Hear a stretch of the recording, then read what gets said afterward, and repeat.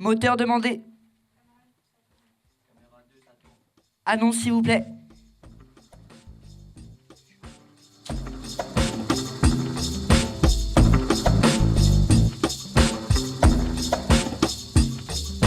Est-ce que c'est cadré?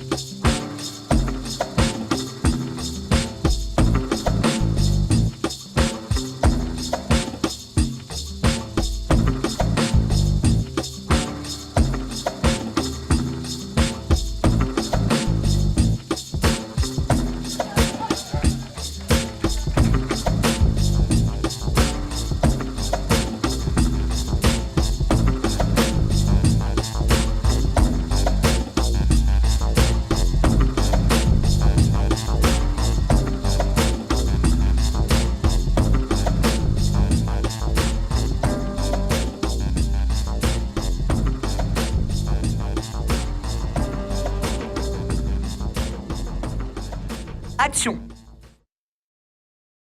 Bonjour à toutes et à tous, bienvenue à la bibliothèque Robert Desnos pour l'émission télévisée « Et moi, qu'est-ce que j'en pense ?» Aujourd'hui, nous sommes deux classes de 3e des collèges Jean Jaurès et Marie de Villiers à Montreuil. Nous travaillons depuis plusieurs mois pour préparer ce moment. Nous avons appris à être journalistes et à mener des entretiens avec Aline Paillet, puis à être caméraman, perchman, ingé son, clapman avec l'association Cinévie. Aujourd'hui, dans notre émission, on va parler des inégalités. Et pour en parler, nous recevons 3 personnalités. Monique Pinson-Charlot, qui est sociologue. Elle a consacré toute une partie de sa vie à enquêter sur les hautes bourgeoisies et à en tirer des réflexions sur les inégalités sociales.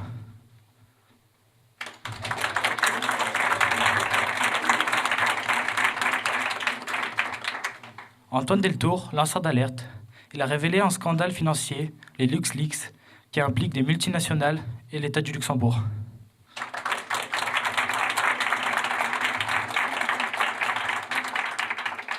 Et enfin, Kerry James, qui est rappeur depuis l'âge de 13 ans et dramaturge depuis moins d'1 an.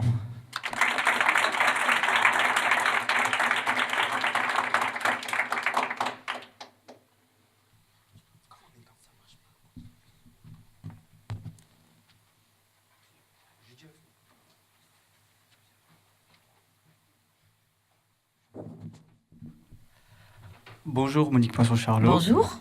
Alors vous vous êtes consacrée durant une partie de votre vie à la sociologie et à l'étude de la haute bourgeoisie en écrivant des livres à ce sujet. Vous avez travaillé à plusieurs reprises en équipe avec votre mari Michel lorsque vous étiez directrice de recherche au CNRS. Ce portrait vous convient-il? C'est parfait. Voudriez-vous ajouter quelque chose? Que je suis une sociologue heureuse de voir que chaque jour l'actualité sert notre thèse de la violence des riches et une citoyenne malheureuse. Très bien. Bon, je vais laisser place aux journalistes qui vont vous poser des questions. Merci beaucoup en tout cas de cette présentation, c'était gentil. Il n'y a pas de quoi.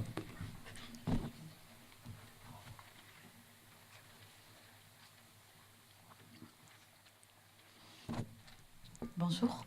Bonjour, Monique Pinson-Charlot. Bonjour. Je m'appelle Gabriel. Bonjour, je suis Gabriel. 3e au collège Jean Jaurès. Et j'ai lu votre livre « Pourquoi les riches sont-ils de plus en plus riches et les pauvres de plus en plus pauvres ?» D'après vous, quelle est l'utilité de la sociologie dans notre société et pourrait-elle parler aux adolescents? Alors, précisément, on a fait ce livre pour des adolescents, des jeunes, mais en réalité, honnêtement, ce petit livre rouge, tout le monde le lit.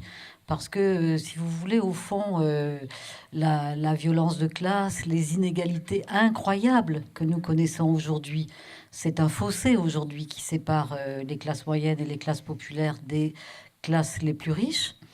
Et ce fossé, il s'explique par le système capitaliste qui est dans une dérive néolibérale. C'est-à-dire, c'est à un moment où la finance prend le pas sur la politique, c'est-à-dire qu'on est face à une oligarchie totalement corrompue, qui ne défend que ses intérêts.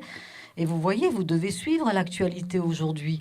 Vous voyez que tous les candidats à la présidentielle, enfin presque tous, ont affaire avec la justice, devraient se présenter à la justice, mais ils se croient au-dessus de la justice et quelquefois ils refusent de s'y présenter.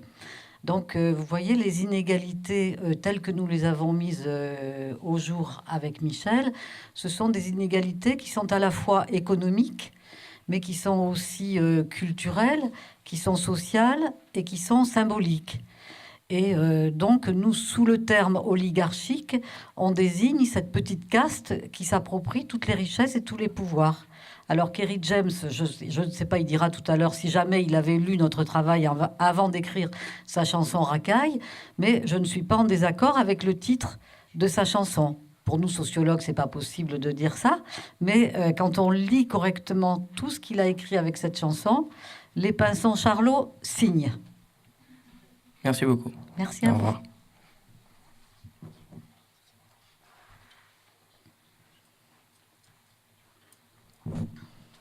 Bonjour, Bonjour. je m'appelle Kylian. Bonjour, Kylian. Qu'est-ce qui vous a poussé à devenir sociologue? Alors en réalité, je suis devenue sociologue un petit peu par défaut, parce que je voulais être journaliste. Et Michel, mon mari, aussi voulait être journaliste, mais comme on n'avait pas d'argent pour payer les écoles de journalisme qui coûtaient très cher, surtout qu'on habitait à Lille et que la seule école de journalisme était privée, donc coûtait cher, du coup on s'est dit, on va aller à la fac, on va faire de la sociologie. Et puis honnêtement, on n'a pas regretté notre choix. Parce que la sociologie, surtout quand on a la chance d'être chercheur au CNRS, la sociologie est dans des temporalités longues. On a du temps pour faire des recherches. Et vous voyez, avec Michel, en 1986, on était un peu en colère contre tous les chercheurs en sociologie qui étaient au nombre de 500 au CNRS et de 500 à l'université, mais tous travaillaient que sur les gens pauvres. Et jamais sur les dominants, jamais sur les prédateurs. Et donc, avec Michel, on a décidé de s'acheter des petits talons hauts, de quitter les baskets, de mettre un petit costume pour Michel. On est parti dans les beaux quartiers. Et puis, vous voyez, ça fait 30 ans. Et on a fait un travail un peu systématique sur ce qu'aujourd'hui on appelle l'oligarchie, mais qu'on pourrait appeler racaille ou une mafia, une caste, une confrérie de famille qui s'approprie tous les pouvoirs et toutes les richesses. D'accord, merci. Merci à vous.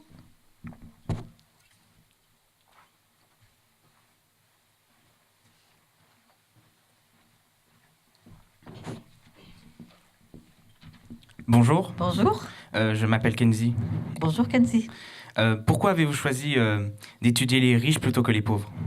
Alors, oui, enfin, Vous avez déjà répondu, je non, sais. mais ça fait rien. J'aime bien cette façon que vous avez de poser la question. Alors, les raisons sont multiples. C'était vraiment de comprendre pourquoi il y avait tant de pauvres dans notre pays. Parce que la France, c'est quand même pas... c'est un pays qui se dit riche, qui se dit démocratique, qui avance au nom des droits de l'homme. Et puis quand on regarde d'un peu plus près, on s'aperçoit que c'est pas du tout ça la réalité que nous racontent les grands médias. Parce que les grands médias sont tous détenus par les patrons du CAC 40, ça vous le savez. Et donc, on fait tout pour nous lobotomiser. Et le mot n'est pas trop fort, pour nous décerveler la tête.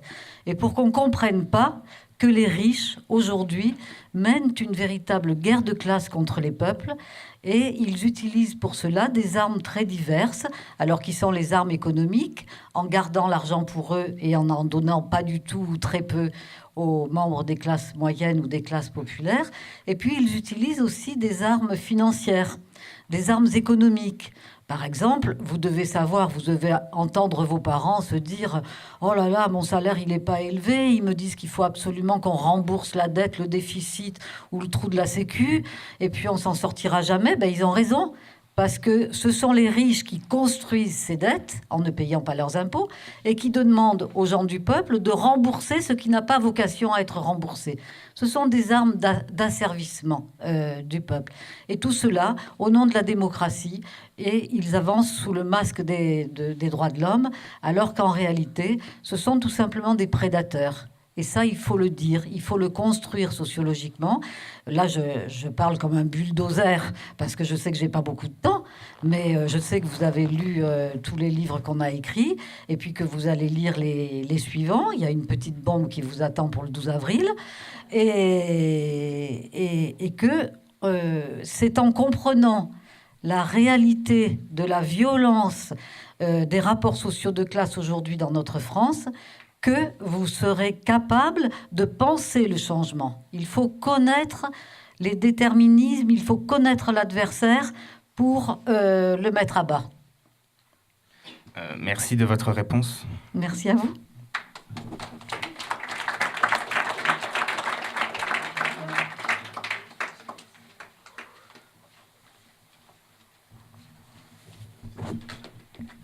Bonjour. Bonjour. Je m'appelle Chloé. Bonjour Chloé. Quand vous aviez notre âge, quel regard portiez-vous sur les riches? Alors à vrai dire, je n'en avais aucun, parce que figurez-vous que je suis née et que j'ai grandi en Lozère. C'est le département le plus pauvre et le moins habité et le plus difficile au niveau climatique, parce qu'il y a de la neige beaucoup l'hiver et que c'est un endroit où il n'y a pas beaucoup d'habitants, et donc je n'avais aucun accès à une vision complète de la société française. Et j'ai quitté la Lozère à l'âge de 17 ans.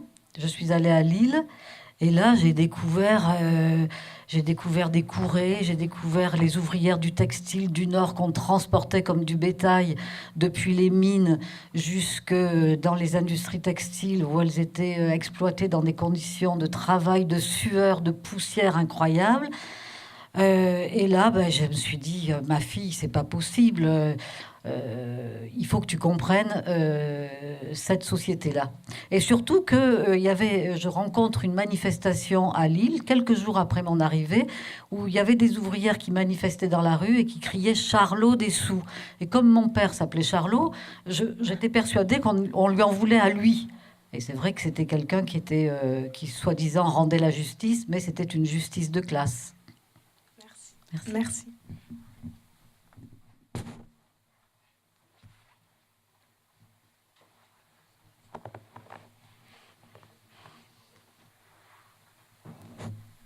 Bonjour. Bonjour. Donc, je m'appelle Alexandre, je suis élève de 3e B au collège Marie-Villiers et je voulais vous poser comme question, est-ce que vos livres et leur succès vous ont-ils permis de changer de classe sociale? À Michel et moi? Oui. Alors là, c'est une bonne question. Parce que c'est vrai que c'est toujours difficile d'y répondre. Écoutez, à la fois, ce travail a changé la reconnaissance, notre reconnaissance en tant que sociologue, c'est-à-dire qu'avant, quand on travaillait sur la classe ouvrière ou qu'on travaillait sur les cités défavorisées des banlieues ghettoisées, c'est vrai que notre travail n'avait pas beaucoup de visibilité. Dès qu'on s'est mis à travailler sur les beaux quartiers, je reconnais que ça a changé le regard des journalistes et le regard des éditeurs. Mais, comment vous dire, c'est vrai que nous sommes tellement, je ne sais pas comment dire, tellement heureux d'avoir pu faire le travail qu'on a fait, grâce d'ailleurs à vous tous, parce que vous savez que le statut de chercheur au CNRS est un statut public où nos salaires sont payés par les contribuables français chaque mois. Et avec un statut où on est totalement libre. On fait ce qu'on veut. J'y suis rentrée à l'âge de 30 ans, j'étais à la retraite. Je n'aurais... Enfin, il ne faut pas que j'exagère non plus. Mais si vous voulez, on est libre de travailler ou de travailler un peu, ou voilà, ou pas du tout. Et on est libre de choisir ses sujets de recherche. Et donc, alors que je répète qu'à cette époque, il y avait 500 sociologues au CNRS, je pense que nous avons été les deux seuls, mon mari et moi, à travailler de manière systématique tenace, comme 2 moines bénédictins, pendant 30 ans, sur la grande bourgeoisie, ces dynasties familiales qui détiennent les rênes de la politique, les rênes de l'économie, les rênes du monde médiatique, de génération en génération, alors qu'on est dans une république depuis 2 siècles. On a fait la révolution il y a plus de 2 siècles, et c'est ça qui est extraordinaire, c'est que la bourgeoisie est devenue une nouvelle aristocratie de l'argent, une nouvelle noblesse. Et donc, nous avons donné tout le temps plein que les Français ont financé nos salaires pour vous décortiquer en faisant de l'entrisme à la manière trotskiste, c'est-à-dire que nous sommes entrés chez les plus grandes familles de France, nous avons partagé des dîners, des cocktails, nous sommes allés dans les cercles, enfin nous avons fait des choses absolument extraordinaires, 3 ans de chasse à courre sur des vélos tout-terrain dans toutes les forêts de France derrière leurs chevaux, et le résultat est là, c'est-à-dire que ça nous a permis de comprendre le fonctionnement d'une classe hautement prédatrice. Et sans cette classe, je peux vous le dire, vous qui êtes jeunes, vous qui avez envie de changer, vous qui avez envie de réduire les inégalités, vous qui avez envie de faire des projets d'avenir, se dire « Oh, j'aimerais trop être comme Monique Pinson-Charlot, faire ma maline, me réaliser comme sociologue. Qu'est-ce qu'elle a l'air heureuse, elle a 71 ans, elle continue à travailler, elle a l'air heureuse et je le suis. » Parce que, si vous voulez, on est heureux de faire des choses, de travailler en fonction de ce qu'on a envie de réaliser. Et aujourd'hui, il faut vous battre pour justement que vous puissiez avoir des projets, pouvoir faire des rêves, anticiper votre avenir, qu'on vous ampute pas de votre avenir. Merci. Et une petite question, si vous pouviez travailler encore jusqu'à l'âge de 80 ans, vous Je le ferais. D'accord. Et Merci. je me souhaite longue vie. Et nous aussi. Merci.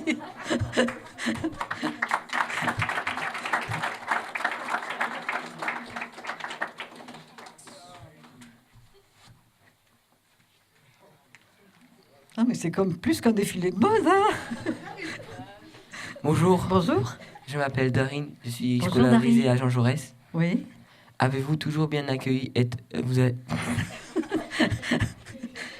Est-ce que j'ai toujours été bien accueillie chez les riches? Alors écoutez, oui.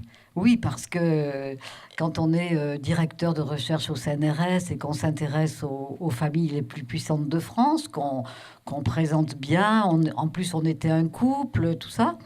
Et puis, si vous voulez, on a adopté leurs codes et leurs rituels. Alors, le principe de fonctionnement de cette classe, c'est le principe de la cooptation, c'est-à-dire qu'ils se choisissent entre eux. Ils n'ont pas besoin de sociologues, ils n'ont pas besoin de statisticiens pour dire qui appartient à cette classe ou pas. C'est eux-mêmes qui le décident. Et donc, nous, on s'est fait recommander. Alors, il se trouve que le directeur de notre laboratoire était issu de ce milieu de la grande bourgeoisie de Neuilly, bien qu'il soit sur des positions très à gauche, très investi dans le social. Et puis, après, on a trouvé une entrée dans la noblesse très riche et très lancée dans la sociabilité mondaine parisienne. Et puis, on y est allé, on les écoutait, on les enregistrait, et puis on disait « Oh, vous avez parlé là de Madame de Rothschild qui a fait ceci ou cela, ça nous intéresserait beaucoup de la rencontrer, ça serait vraiment intéressant pour notre recherche. Est-ce que vous accepteriez de nous recommander ?» Alors elle disait bien sûr, et du coup, Madame de Rothschild ne pouvait pas refuser à son ami Wendel de ne pas nous recevoir sans désobliger Madame Wendel. Donc du coup, c'était bon pour nous. Et on s'est fait avec mon mari, écoutez, un carnet d'adresses, un capital social absolument extraordinaire. On se vivait avec Michel comme 2 acrobates, tombera, tombera pas. Et on a fini par tomber avec le président des riches qu'on a écrit en 2010. Le président des riches, c'était Nicolas Sarkozy. Et puis après, avec la violence des riches, là, ça s'est plus bien passé du tout pour nous. Là, maintenant, on peut plus aller dans les beaux quartiers.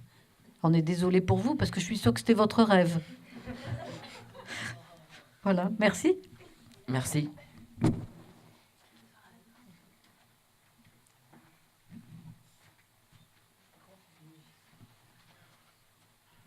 Mais c'est pire qu'on n'est pas couché, hein. Bonjour. Bonjour. Dans votre livre, pourquoi les riches sont-ils de plus en plus riches et les pauvres de plus en plus pauvres? Est-ce que vous pensez adopter un point de vue objectif? Ah, alors, qu'est-ce que c'est que l'objectivité? C'est ça le problème, c'est qu'il n'y a pas d'objectivité. Et donc, si vous voulez, la sociologie, elle est réalisée par des sociologues. Vous voyez, des gens en chair et en os. J'ai donné comme ça quelques éléments de ma trajectoire lozérienne. Mon mari, fils d'ouvrier des Ardennes. Et vous comprenez bien qu'on ne peut pas faire de la sociologie sans dire qui est le sociologue, qui est la sociologue.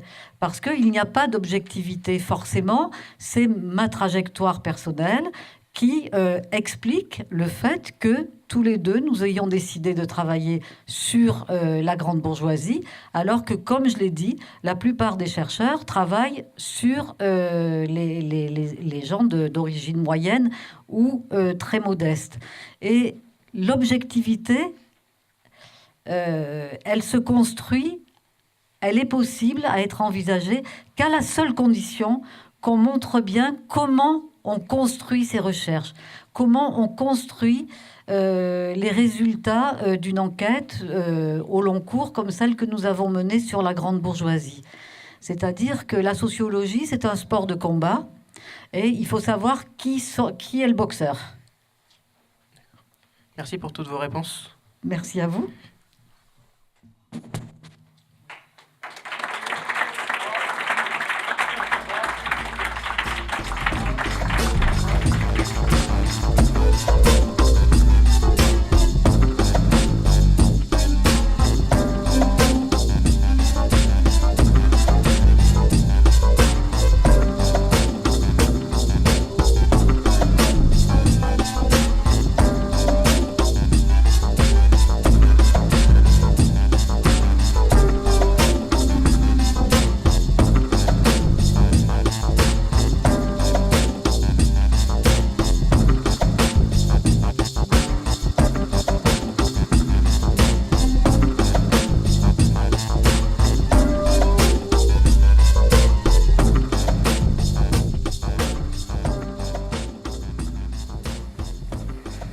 Bonjour Antoinetto. Bonjour. Je m'appelle Aurélien. Donc vous avez 28 ans. Vous avez révélé un grand scandale financier surnommé les LuxLeaks sur votre ancienne entreprise PricewaterhouseCoopers. Fin 2016, vous avez été mis en examen par cette entreprise, puis vous avez fait appel. Il y a presque une semaine, votre peine a été écourtée. Avez-vous des choses à ajouter? Ce portrait vous convient-il? Ça convient à peu près, oui. J'ai 31 ans maintenant. Non, mais ça... mais sinon, ça correspond à peu près à mon profil. D'accord, merci beaucoup. Je vais laisser la parole aux journalistes qui vont vous poser des questions. Merci.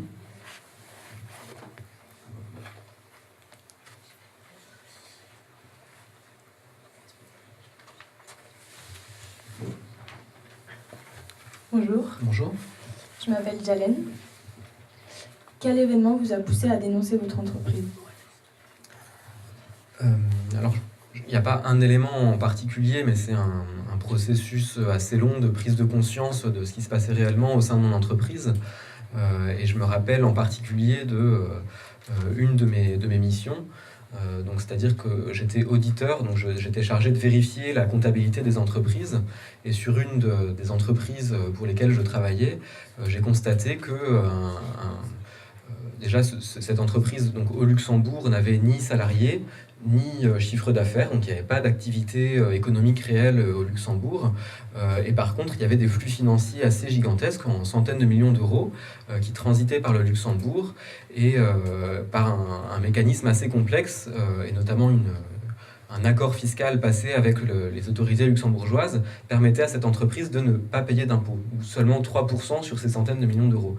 Et donc à partir de là, j'ai creusé un peu et je me suis rendu compte que cette entreprise-là ne payait aucun impôt nulle part ailleurs sur ces centaines de millions d'euros. Et donc là, je me suis dit, ça va vraiment trop loin. Et voilà, en allant travailler au Luxembourg, je me doutais que la plupart des multinationales n'y vont pas pour la clémence du climat ou que sais-je, elles y vont avant tout pour des raisons fiscales. Mais là, j'avais quand même sous les yeux quelque chose qui, de mon point de vue, allait vraiment au-delà de ce qui est acceptable.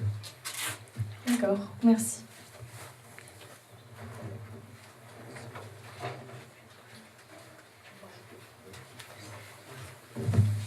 Bonjour, je m'appelle Margot.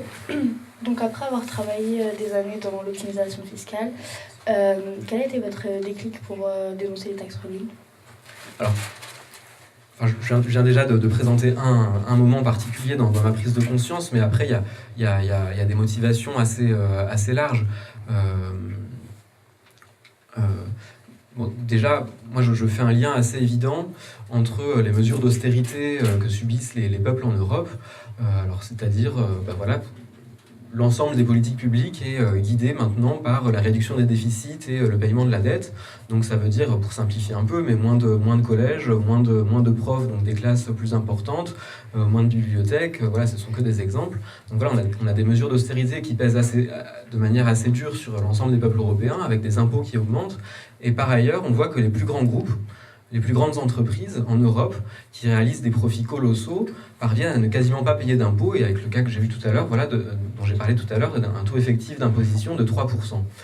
Alors qu'une PME paye normalement 33% d'impôts sur les sociétés. Donc là, pour moi, il y a vraiment un problème d'injustice flagrante, et d'autant plus que ces grandes multinationales qui parviennent à ne pas payer d'impôts, elles bénéficient d'avantages considérables par rapport à une PME qui, elle, n'a pas accès à ces montages extrêmement complexes passant par le Luxembourg ou par d'autres pays. Donc c'est-à-dire que le kebab qui est en bas sur la place, s'il arrive à faire des profits, ce qui n'est pas évident, il va payer 33% à l'État pour ces profits-là. Par contre, le McDo qui est juste à côté, lui, par un mécanisme un peu compliqué de royalties passant par une structure complètement fictive au Luxembourg, ne va quasiment rien payer en France. Donc là, ça veut dire que la concurrence entre, pourtant, ces deux entreprises qui sont sur le même marché, vous vendre un sandwich sur la place en bas, elles sont pas dans des conditions équitables, et donc ça pose un gros problème. D'accord, merci.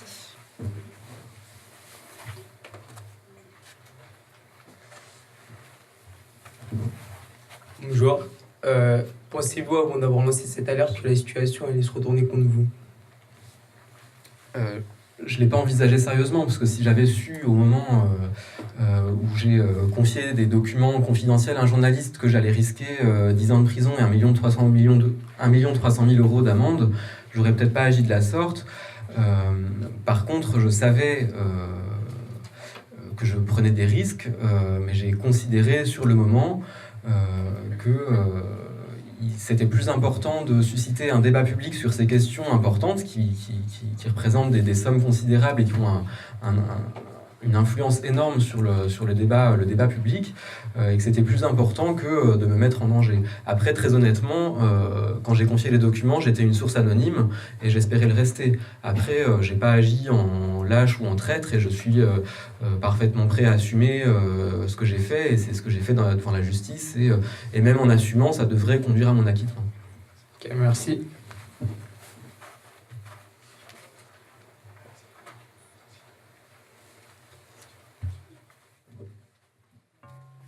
Bonjour. Bonjour. Avez-vous subi des pressions quand vous avez décidé de parler? Quelles difficultés avez-vous rencontrées à ce moment-là? J'ai pas subi de pression directe, je suis pas menacé physiquement. Par contre, après, c'est plus une menace intériorisée. C'est-à-dire que moi-même, je me suis un peu autocensuré. J'avais mis la main sur des milliers de pages extrêmement confidentielles et qui pouvaient mettre en cause un certain nombre d'intérêts financiers extrêmement puissants. Et je savais que c'était une situation délicate et que je pouvais pas faire ce que je voulais. Donc j'aurais pu moi-même mettre l'ensemble des documents sur Internet, sur Wikileaks, mais c'est pas ce que j'ai choisi de faire parce que ça me paraissait assez dangereux et peut-être pas non plus ce qui avait de plus pertinent en termes de messages à faire passer. Et là, j'ai été confronté à une réelle difficulté, c'est à qui m'adresser en fait. J'ai une information extrêmement importante, mais je savais pas quoi en faire. Et d'ailleurs, c'est ce qui m'a été reproché, c'est pour ça que la cour d'appel a dit que j'étais pas un lanceur d'alerte, parce que là, j'ai tâtonné, j'ai réfléchi, j'ai hésité, mais c'est très difficile quand on a des informations si sensibles de contacter des journalistes, de contacter n'importe qui pour prendre conseil, parce que le simple fait de détenir ces informations-là, ça met c'est une situation sensible, quoi. Mais au-delà de ça, j'ai pas subi de menaces, à part effectivement voilà, mon employeur qui a porté plainte contre moi, le parquet luxembourgeois a décidé de poursuivre, et avec ce procès qui me vaut maintenant de la prison avec sursis. Avez-vous peur des répercussions? Non, moi je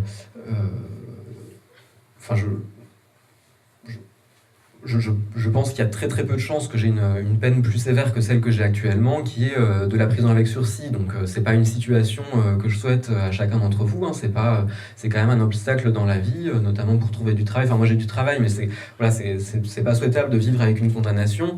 Mais après c'est pas, je suis pas menacé dans ma liberté d'aller et venir, etc.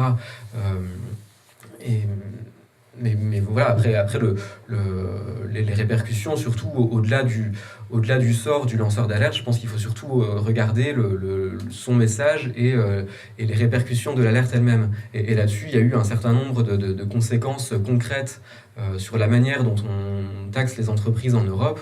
Et de mon point de vue, ça méritait la peine au-delà de mon sort individuel qui est effectivement un peu chaotique. Merci.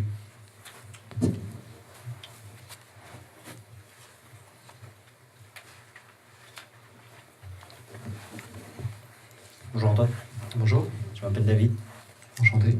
Ma question pour vous, c'est quelle stratégie votre entreprise a-t-elle adoptée pour se défendre face à vous? C'est difficile de parler au nom d'autres personnes, mais alors en gros, elle a constaté en regardant la télévision, Cache Investigation, qu'il y avait une fuite de plusieurs centaines de documents représentant des milliers de pages, de documents qui représentent probablement ce qu'ils ont à cacher le plus sensible, quoi. C'est vraiment... moi, quand je travaillais là-bas, c'était le truc, même si des autorités étrangères vous posent des questions dessus, il ne faut pas coopérer, il faut d'abord nous appeler, quoi. C'était ça le message. Donc pour eux, c'était vraiment catastrophe. Ils voient à la télé que ce qui compte le plus à leurs yeux est entre les mains de journalistes. Donc là, eux, leur réflexe, ça a été de se dire, mais de qui ça vient? Donc ils ont fait une enquête interne. Moi je suis pas un hacker, je connais pas grand chose en informatique, donc ils ont rapidement retrouvé ma trace parce que voilà, j'avais pas pris de précautions particulières. Et donc une fois qu'ils m'ont identifié, ils sont allés voir les autorités, le procureur, pour porter plainte. Donc ça a été ça leur réaction. Après, je pense que leur intérêt à ce moment-là, c'était d'éviter que ça se reproduise et que ça donne d'idées à d'autres personnes, quoi, pour montrer on réagit vis-à-vis de nos clients, vis-à-vis de nos salariés, on montre que ça se reproduira plus. Mais après, ça a pris une forme un peu différente parce que l'affaire a été beaucoup plus médiatisée ensuite en 2014 avec le Consortium international de journalisme et d'investigation. C'est un nom un peu long, mais en gros, c'est des dizaines de médias à travers le monde qui se sont saisis de cette affaire. Et là, du coup, il y avait une pression médiatique très forte. Et à ce moment-là, je venais d'être inculpé et je suis sorti de l'anonymat. Et là, je pense qu'ils ont très vite compris qu'il y avait une lecture des choses qui était le pot de fer contre le pot de terre. Donc moi, tout seul, un peu vulnérable, et en face, la grosse multinationale qui a des énormes moyens. Et ils ont très bien compris ces enjeux-là, et donc ils n'ont pas cherché à en rajouter sur... voilà, par exemple, ils m'ont demandé qu'1 euro de dommages et intérêts. Alors de mon point de vue, c'est trop, mais voilà, ils auraient pu demander 10 millions, 150 milliards, je sais pas. Enfin, ils ont menacé l'autre lanceur d'alerte de 10 millions d'euros, de saisir sa maison, etc. Là, ils l'ont pas fait, et ils se sont présentés qu'avec 2 avocats, alors qu'ils auraient eu les moyens d'en avoir 10, 15, voilà. Donc je pense qu'ils ont essayé d'apaiser, de ne pas vouloir renforcer ce schéma pot de fer contre pot de terre, parce qu'ils savent qu'en termes d'image, ça joue à leur défaveur. Très bien, merci.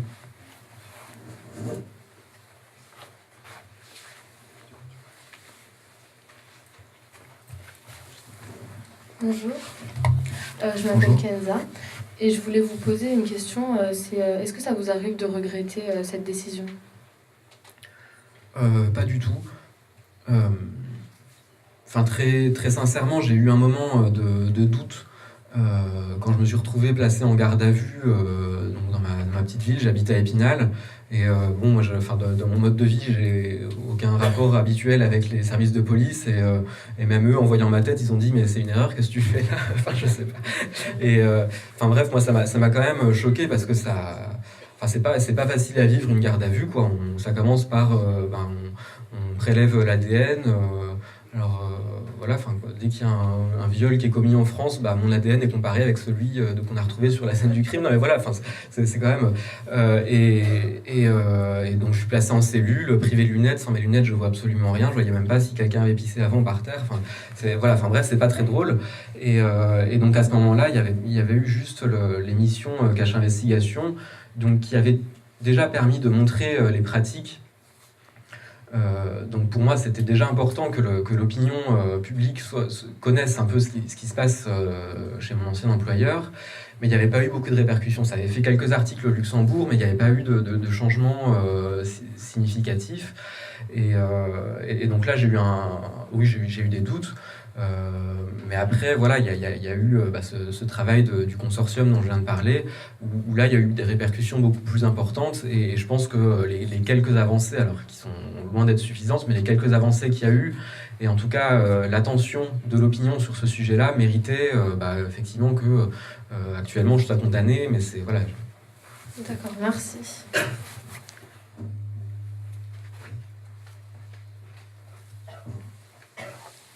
Bonjour, je m'appelle Maria. Pensez-vous que vos révélations vont pousser les consommateurs à adopter une attitude plus consciente ou pas? C'est ce que je souhaite. Alors, la priorité, ce serait déjà de changer les règles pour que la fiscalité ne repose pas sur le choix des consommateurs. C'est-à-dire que les gouvernements décident de taxer de manière juste l'ensemble des entreprises. Ça, ce serait l'idéal. Après, on voit que ça se joue essentiellement au niveau européen et qu'il y a des lenteurs et qu'on n'arrive pas à avoir un système fiscal vraiment équitable. Donc, en attendant d'avoir cette réponse politique, effectivement, je pense que la balle est du côté, dans le camp des consommateurs, à justement aller plutôt voir le kebab indépendant plutôt que McDo. C'était un peu ça le sens de mon exemple tout à l'heure. D'accord, merci.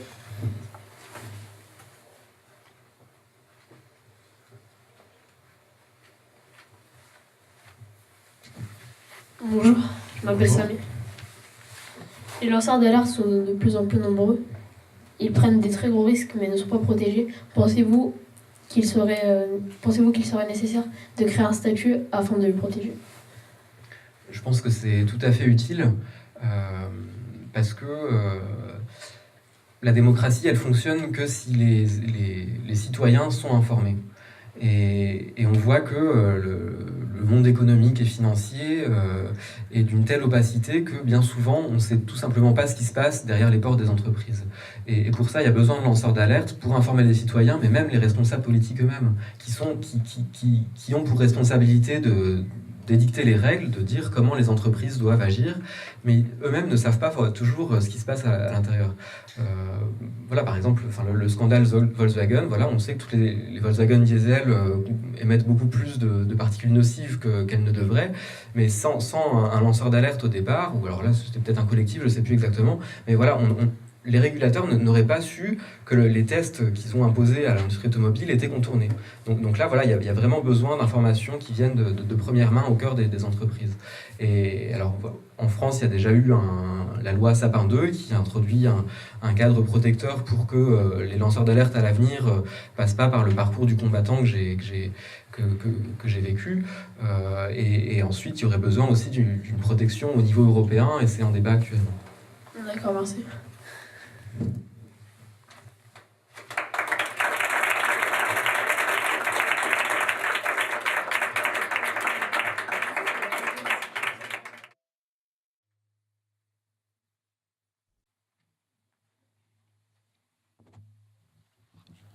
Bonjour Kyle James. Donc j'espère que vous allez bien. Ça va, merci. Donc vous vous nommez Kyle James, vous êtes né en Guadeloupe le 28 décembre 1977. C'est ça. D'origine de parents haïtiennes. Vous avez passé 7 ans de votre vie là-bas. En Guadeloupe, ouais. Oui. Ensuite, votre père a eu d'autres projets pour vous et votre sœur et vous a emmené en pension en métropole pour que vous ayez une meilleure éducation. Ensuite, vous êtes parti là-bas en octobre 1985. En octobre 1985, oui. Je suis arrivé à Orly. Après, j'étais en pension pendant 2 ans et après, je suis revenu à Orly. D'accord. Ensuite, votre mère est arrivée. Elle s'est installée en métropole et vous êtes parti vivre avec elle. Donc, vous êtes arrivé dans un nouveau pavillon d'Orly, dans une région parisienne.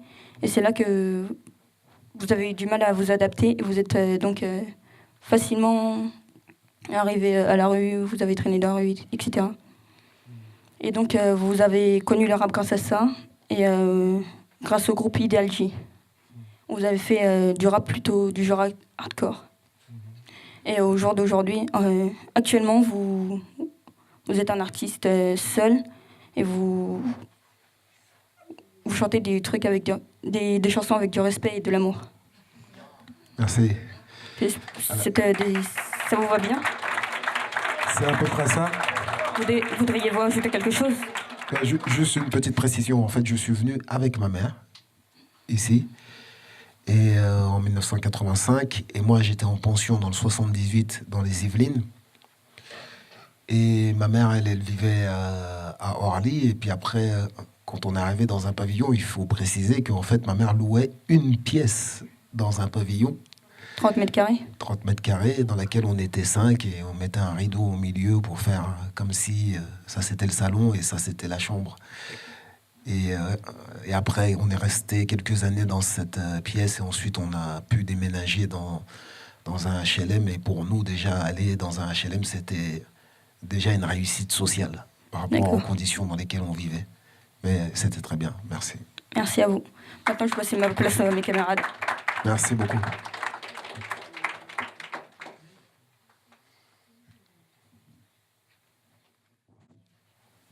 Bonjour Kerry. Bonjour. Je m'appelle David. Bonjour David. Ma question c'est, on dit que vous faites du rap conscient. Qu'est-ce qui vous motive pour en faire et quelles sont vos sources d'inspiration?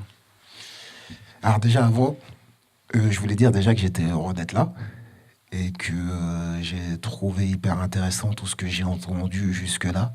Merci. Vous m'avez fait découvrir Monique Pinson et notre lanceur d'alerte. Et c'est drôle parce que ce sont des gens qui sont très différents de moi, disons sur le papier.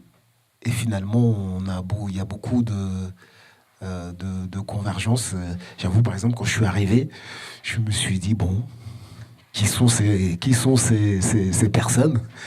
Et finalement, c'est des gens avec qui j'ai vraiment beaucoup de points communs et je me suis retrouvé dans la quasi-totalité de ce qui a été dit par les deux invités qui m'ont précédé. Voilà. Je préfère le dire maintenant, c'est jamais ce qui peut se passer dans la vie. Comme ça, au moins, je l'aurais dit. La question, c'était quoi? C'était, on dit vous faites du rap conscient. Ouais. Qu'est-ce qui vous motive à en faire tous les jours et quelles sont vos sources d'inspiration? Ouais, aussi, je voulais ajouter. C'est pas grave, c'est pas. Non, c'est important que... enfin, je trouve hyper étonnant que l'organisation de cet événement ait choisi ce genre d'invités qui sont des gens qui ont des choses à dire, qui disent pas des choses forcément qui sont des choses consensuelles. Et donc, je sais pas, ça me donne de l'espoir que la société est en train de bouger. Même si quand on allume notre télévision, on a l'impression que ça bouge pas. Mais en fait, je pense que c'est l'ancien système qui résiste, mais qu'au fond, le peuple réel commence à comprendre les choses. Alors, les gens disent que je fais du rap conscient. À l'origine, moi, quand j'ai découvert le rap, il était ce que les gens appellent aujourd'hui conscient, et il n'y avait pas besoin de le qualifier de rap conscient. Le rap, à l'époque, qu'on avait besoin de qualifier et de spécifier, c'était le rap de gangster qu'on appelait le gangsta rap. Il était tellement étranger au rap, qu'on disait ça c'est du gangsta rap. Mais le rap était, par essence, revendicateur, il revendiquait, il était social, conscient, comme on dit aujourd'hui. Et c'est l'autre rap qu'on avait besoin de qualifier. Mais après, l'autre rap, il a tellement pris de place que le rap qui était le rap d'origine, et maintenant on a besoin de le qualifier de rap conscient. Mais en fait, quand j'ai commencé à faire du rap, c'était comme ça qu'on faisait du rap. On faisait du rap pour dire des choses, pour dénoncer des choses. Voilà. Merci. Merci à vous.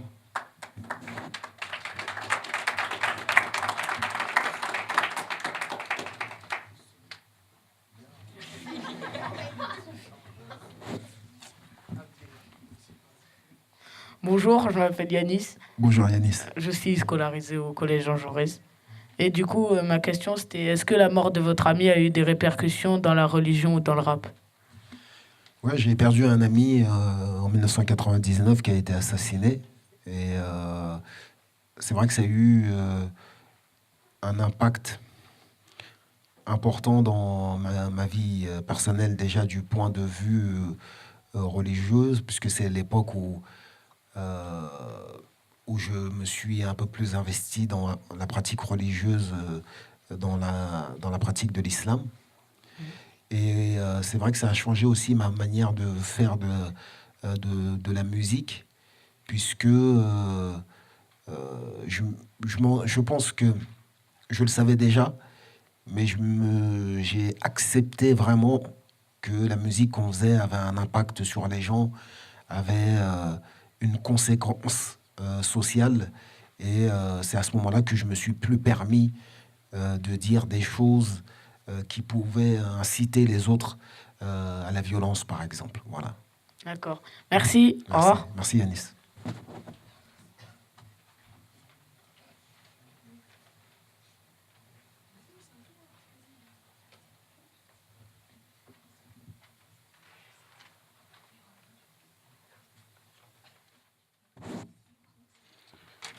Bonjour Kerry James. Bonjour. Quelles sont les raisons qui vous ont poussé à vous convertir à l'islam? Moi, j'ai toujours eu une éducation religieuse, c'est-à-dire que ma mère, elle a fréquenté tous les cultes, c'est-à-dire chrétiens, on a fait les protestants, même ceux qui s'appellent les témoins de Jéhovah, que les gens évitent et tout. Normalement, en général, quand ils venaient frapper chez nous, ma mère les faisait rentrer, ils s'asseyaient dans le salon, ils nous faisaient un cours. Donc j'ai jamais eu de problème avec... la religion ne me faisait pas peur. Et donc, quand j'ai eu l'âge de choisir par moi-même, j'ai choisi la religion musulmane. Je pense qu'il y a aussi une conséquence historique et sociale, parce qu'autour de moi, il y avait quand même beaucoup de musulmans. Et aussi, j'ai trouvé dans cette religion une pratique qui guérissait mes mots, M-A-U-X, ou qui convenait à ma personnalité. Voilà. Merci. Merci.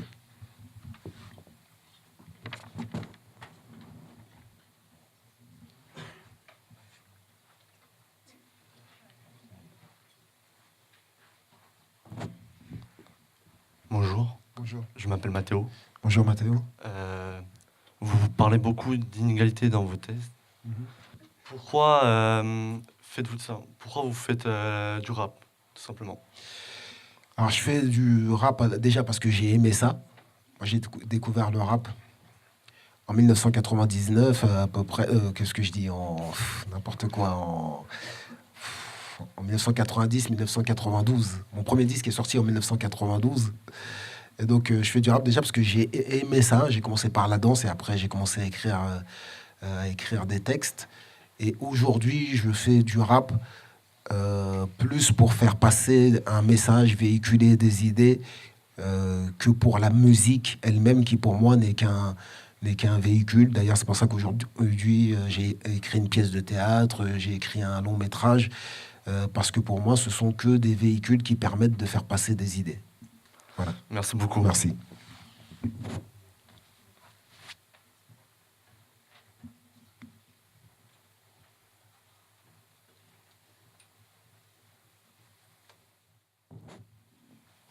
Bonjour. Bonjour. Je m'appelle Fatima.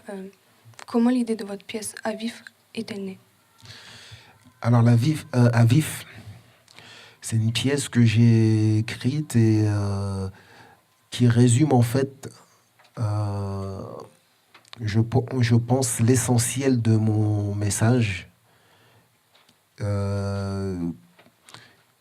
qui peut être résumé par 3 morceaux importants dans ma carrière. Un morceau qui s'appelle Banlieusard, qui est un hymne à la réussite, dans lequel j'appelle les jeunes de banlieue, les habitants des banlieues en général, à ne pas céder à la victimisation et à se battre pour obtenir ce qu'ils pensent mériter et à poursuivre des études et à monter des entreprises et aller jusqu'au bout de leurs projets.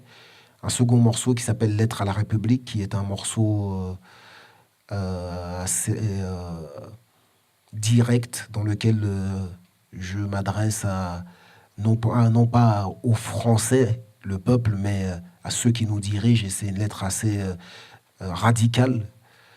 Et il y a un troisième morceau qui s'appelle Constat amer, qui est un morceau dans lequel je pointe du doigt les contradictions de ceux que je prétends défendre et représenter, dans lequel, par exemple, je parle du racisme qui peut exister entre Noirs et Arabes, ou entre Africains et Antillais, ou du manque de solidarité qu'il peut y avoir chez les classes sociales les plus défavorisées. Et À vif, je pense que c'est le résumé de ces 3 morceaux, mais sous une forme théâtrale. Et pourquoi j'ai écrit À vif, c'est que le rap a ses limites. Il y a des gens qui n'écouteront jamais du rap parce qu'ils n'aiment pas le rap, et ils en ont le droit, ou parce qu'ils ne savent pas écouter du rap, ils ont l'impression que ça va trop vite, qu'on ne comprend pas les paroles et tout. Et donc, avec À vif, avec une pièce de théâtre, je peux parler à des gens qui ne m'auraient jamais écouté sous la forme musicale, et j'ai touché à un autre public, et ça m'a permis de faire passer ce message qui existe dans les 3 chansons que je viens de mentionner. Voilà. D'accord. Comptez-vous faire d'autres pièces? Ouais, j'aimerais bien écrire une autre pièce, mais là, déjà, mon prochain projet, parce qu'en fait, À vif est tiré d'un long métrage que j'ai écrit et qu'on va tourner cet été. Et donc, d'ailleurs, s'il y en a qui veulent passer le casting, puisqu'il y a des jeunes dans le film, vous êtes, voilà, pourquoi pas. Et donc, le prochain projet, c'est ce long métrage-là, et après, j'espère écrire une autre pièce et un autre film, ouais, effectivement. D'accord, merci. Merci.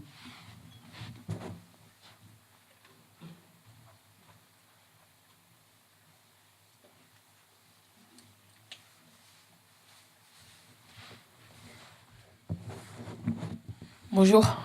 Bonjour. Je m'appelle Ladu. Quel âge tu as? 14. 14 ans. Les propos de votre personnage dans À vif reflètent-ils votre opinion? Aussi, ouais, parce que je réexplique À vif pour ceux qui ne connaissent pas. Donc, c'est une pièce qui met en scène 2 élèves avocats qui participent à un concours d'éloquence qu'on appelle le concours de la petite conférence. Et ils arrivent en finale de ce concours.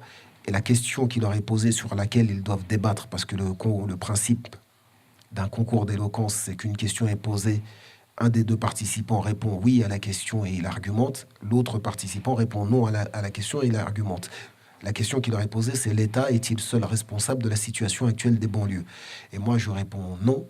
Et l'acteur blanc qui me fait face et qui est censé venir des quartiers plus favorisés répond oui, et il attaque l'État. Et donc, c'est une joute verbale entre les 2. Et moi, je réponds non à cette question, parce que le piège dans cette question, c'est le mot « seul ». L'État est-il seul responsable de la situation actuelle des banlieues? Et non, on ne peut pas dire que l'État est le seul responsable de la situation actuelle des banlieues.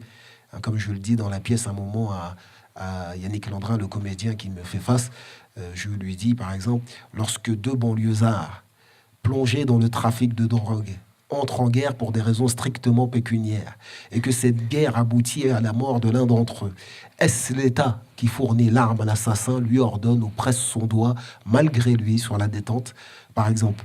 Donc, on ne peut pas dire que l'État est le seul responsable. L'État a une grande responsabilité. Et donc, en fait, comme j'ai écrit le texte en entier, je pense ce que dit Souleymane Traoré, le personnage que j'interprète.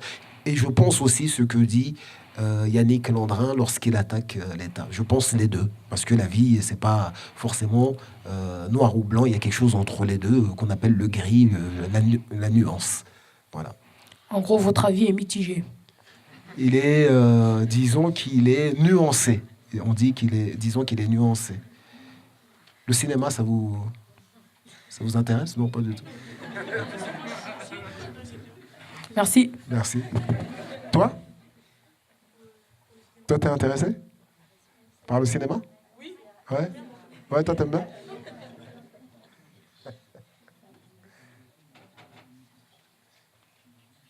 Bonjour. Bonjour, je Bonjour. m'appelle Laura. Ouais.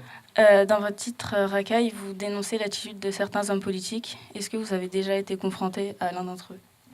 Oui, bien sûr, je rencontre, surtout dans ces derniers temps, je rencontre beaucoup d'hommes politiques, parce que j'ai un discours très tranché, c'est-à-dire, comme je le dis dans mon morceau Racaille, je ne soutiens aucun parti, parce qu'on a beaucoup été déçus, et surtout par la gauche, et qui se sont toujours présentés comme nos amis et nos alliés naturels, mais qui nous ont souvent trahis. Mais par contre, j'accepte de les rencontrer en off et de leur faire partager mon analyse de la situation. Voilà. Donc je ne suis pas un anti-politique borné. Voilà, je suis un anti-politique parce que la situation nécessite d'être comme ça. Mais si demain il y avait quelqu'un, un homme du peuple émergeait et que c'était quelqu'un de sincère, de quelqu'un de vraiment concerné, qui connaissait les réalités du peuple réel et qui faisait de la politique non pas pour gagner plus d'argent et avoir plus de pouvoir, mais il le faisait pour être au service du peuple et pas pour se servir, je n'aurais aucun problème à le soutenir. Hein. D'accord, merci. Merci.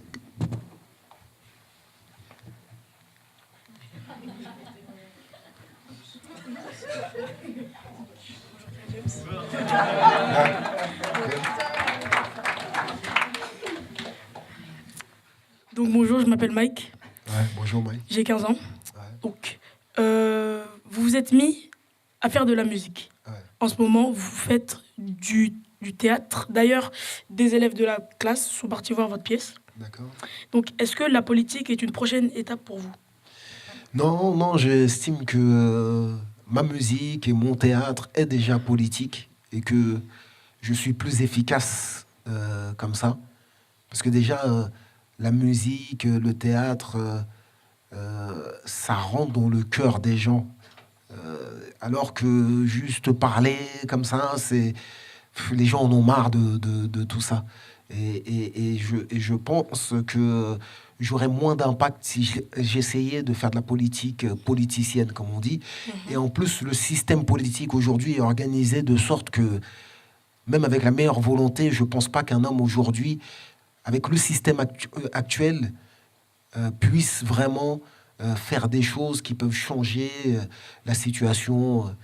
Déjà parce que, par exemple, il y a beaucoup de choses qui se décident, par exemple, au Parlement, à Bruxelles, par exemple, malgré la volonté du peuple français. Donc aujourd'hui, je ne pense pas que quelqu'un ait vraiment le pouvoir, dans ce système-là, de changer véritablement les choses. D'accord. Merci beaucoup. Merci beaucoup.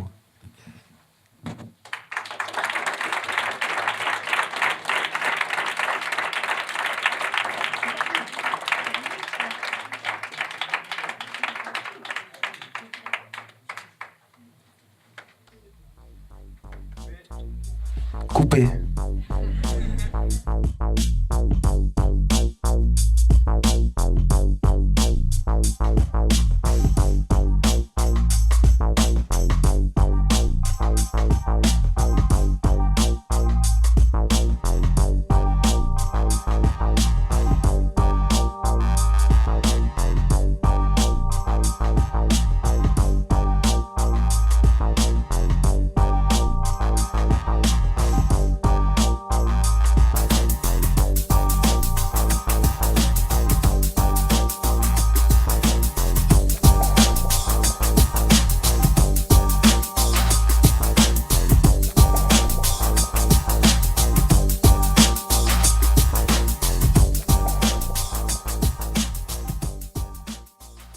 Bonjour à tous et à toutes, je m'appelle Gata. Bonjour, je m'appelle Darine. Nous sommes en compagnie de Kerry James, Monique Pinceau-Charlot et Antoine Deltour. Et nous allons procéder aux questions du public. J'aimerais Alexandra au micro. Bonjour, je m'appelle Alexandra et je voulais vous demander quelles personnalités vous ont inspiré dans votre parcours. Pour ma part, parmi les personnalités qui m'ont inspiré, évidemment, Malcolm X, Martin Luther King, le boxeur Mohamed Ali, voilà, qui est quelqu'un qui a eu le courage de dire non à la guerre du Vietnam à une époque où c'était difficile de dire non. Et il a perdu son titre pour ça, il a failli être incarcéré. Voilà, c'est parmi les personnes qui m'ont influencé. Alors moi, c'est Karl Marx et Pierre Bourdieu. Pierre Bourdieu, surtout, sociologue, qui a été notre professeur, dont on a été très proche, et c'est lui qui nous a enseigné un système théorique avec les différentes formes de richesse, avec le fonctionnement de la société, avec à la fois où on articule les individus avec leur habitus, leur système de disposition et les conditions qu'ils rencontrent pour épanouir ou non ces dispositions. Donc Pierre Bourdieu, nous, si vous voulez, on est des chercheurs modestes, mais des chercheurs heureux. On a simplement mis en œuvre le système théorique de Pierre Bourdieu au service de la classe dominante. Et les gens de la classe dominante, ils ont dit, nous on croyait que Pierre Bourdieu c'était un affreux gauchiste, mais qu'est-ce que c'est bien ce qu'il dit? C'est exactement ça, il a tout à fait raison. Ça va peut-être paraître hyper prétentieux, mais en fait, on m'a jamais posé cette question et j'ai pas de réponse, je sais pas quoi répondre. Donc ça veut pas dire que j'ai été influencé par personne. Bien évidemment, je tombe pas du ciel et c'est tout ce qui s'est passé avant moi dans mon parcours personnel et dans l'histoire qui a probablement conduit à ces faits. Mais sinon, je pense que j'ai surtout agi avec mes tripes en fait. Enfin, c'est moi, ma conscience. Voilà, je me suis dit, je peux pas accepter ce type de pratique, quoi. Et après, sinon, le dieu des lanceurs d'alerte, c'est Edward Snowden. Alors, il m'a pas inspiré parce qu'il s'est fait connaître après, mais effectivement, c'est un peu l'exemple type du lanceur d'alerte qui a eu, pour le coup, un impact mondial sur l'opinion. D'accord, merci.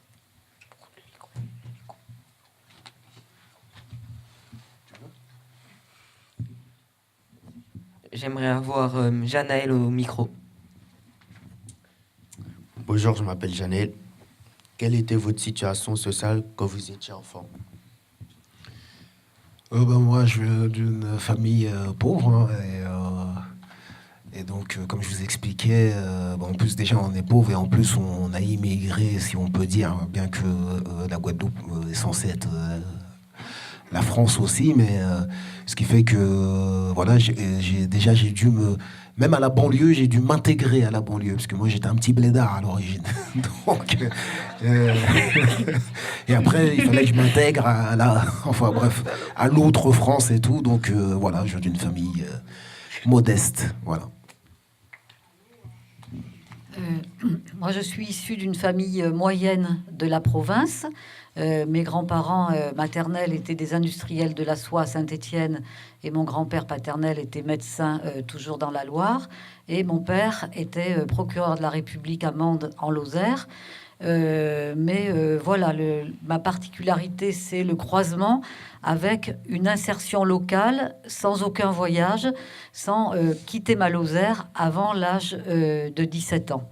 Et c'est pour ça que tout à l'heure, j'ai parlé de la justice de classe, parce que mon père était procureur de la République et que les ouvrières criaient Charlot des sous et que j'étais très inculte et que je ne savais pas à ce moment-là qu'il y avait un Charles de Gaulle qui gouvernait la France. C'est vous dire l'état de mon cerveau. Moi, je viens des classes moyennes, peut-être un peu supérieures. Voilà, enfin, mon père est prof et ma mère était gynéco, mais sans toucher des millions. Et de milieu provincial, vraiment les Vosges, quoi, Épinal, où j'ai grandi et où j'habite encore. Merci. J'aimerais Yanis au micro.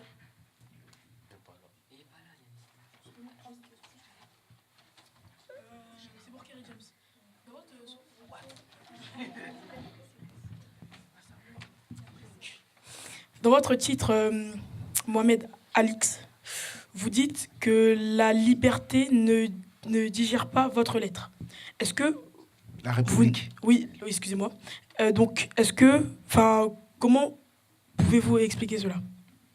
Comme je vous ai dit tout à l'heure, j'ai écrit un morceau qui s'appelle Lettre à la République, qui est assez... je sais même plus comment dire, c'est... même moi, quand je l'interprète, je me dis que j'ai été loin. Donc c'est un morceau vraiment radical et qui évidemment n'a pas plu à tout le monde. Mais on ne peut pas plaire à tout le monde, sauf en étant hypocrite. Vous avez eu des retours de la République? Oui, il y a des gens qui ont prétendu que c'était du racisme anti-blanc, alors que voilà, j'ai jamais été dans ce genre de positionnement. Et voilà, il y a des gens qui n'ont pas compris ou qui n'ont pas voulu comprendre cette lettre. Voilà. Merci.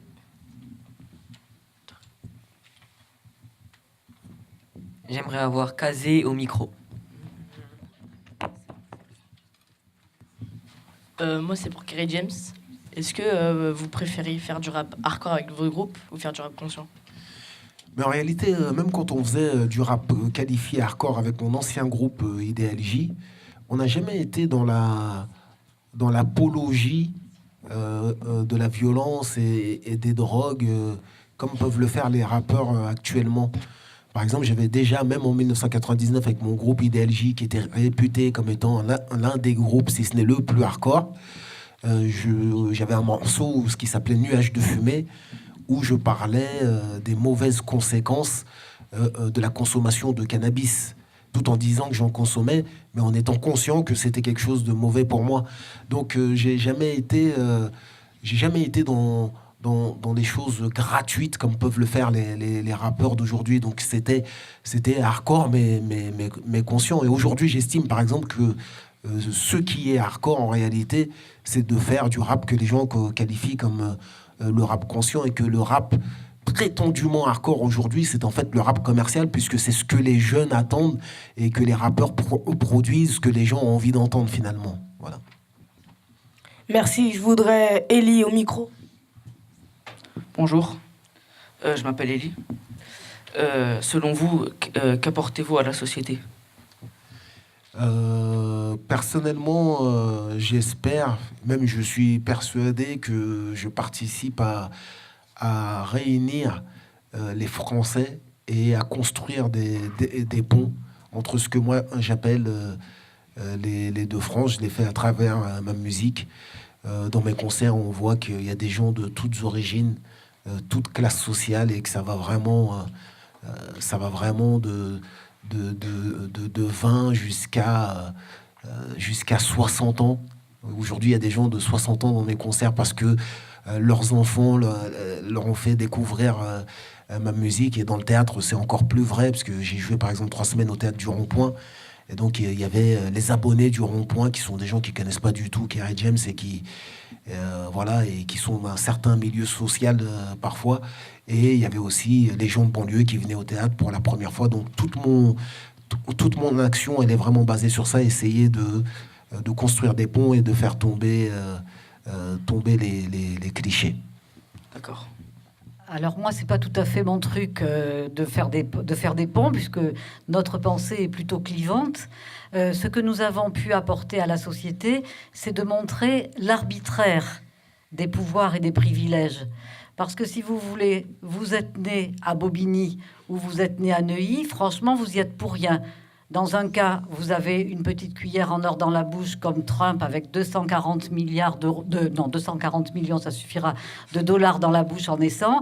Et puis d'autres qui n'ont que les épines, la misère, comme nourriture.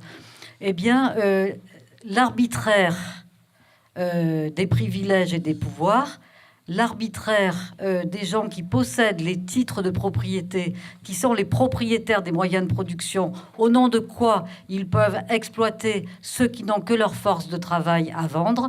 C'est cela notre combat avec Michel, montrer cet arbitraire qui est caché, puisque vous savez qu'aujourd'hui, les riches se présentent comme les grands créateurs d'emplois, les créateurs de richesses, des surhommes qui méritent donc d'être rémunérés en millions et en milliards d'euros, tandis que pour les ouvriers, tandis que pour les travailleurs, ils deviennent des coûts, des charges et des variables d'ajustement. Merci. Moi, j'apporte pas grand-chose à la société. Enfin, j'ai fait quelque chose il y a 7 ans maintenant, presque 7 ans. Et voilà, donc ça, c'était un réel engagement. Hein. C'était informer l'opinion sur le fait que les règles fiscales actuelles permettent de ne quasiment pas payer d'impôts avec la complicité de certains acteurs économiques et même des États membres de l'Union européenne. Voilà, donc ça, moi, je l'ai fait. Et après, par prolongement de cet engagement-là, il m'arrive de parler de justice fiscale et de protection des lanceurs d'alerte. Mais sinon, ma vie au quotidien, c'est pas... je suis pas un professionnel, quoi. Excuse-moi, je complète ton intervention à ton sujet. Parce que être lanceur d'alerte, le courage qu'il a fallu, il la joue modeste, mais vous savez que la solution, elle vient précisément des lanceurs d'alerte, des salariés qui auront le courage dans la finance, dans la politique, dans l'industrie, dans les médias, de dénoncer cette violence de classe qui écrase la majorité des gens de notre peuple. Donc Antoine Deltour, c'est un héros. Et là, franchement, moi, je demande qu'on l'applaudisse haut et fort.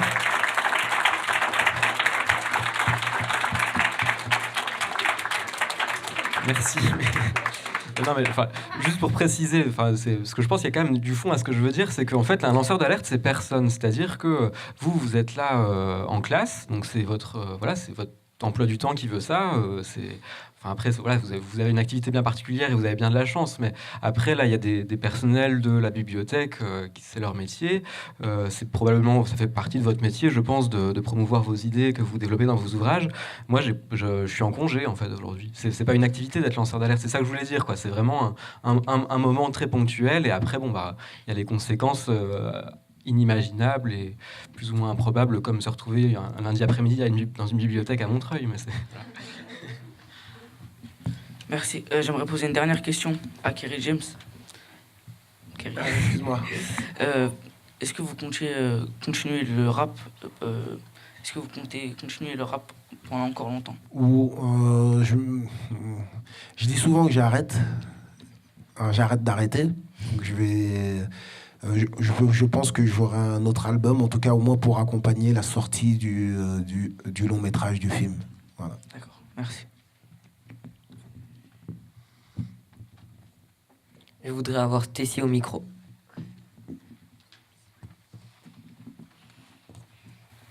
Bonjour, je m'appelle Stécie. Selon vous, pourquoi vous a-t-on réunis tous les trois autour de ce thème, les inégalités?